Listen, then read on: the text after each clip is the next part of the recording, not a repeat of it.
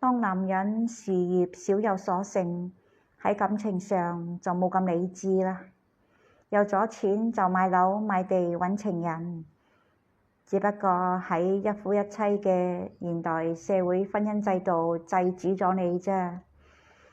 要離婚嘅成本好高，所以只可以將情人養喺出邊，唔可以娶返屋企。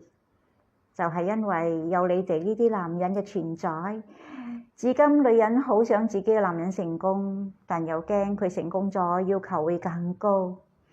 好啦，如果你出軌離婚之後再娶嘅話，幸福嘅機率有幾大呢？係好細好細，細到幾乎成為一個奢侈品。好多男人出軌之後係後悔㗎，佢發現好多嘢並唔係換咗一個人就可以解決嘅。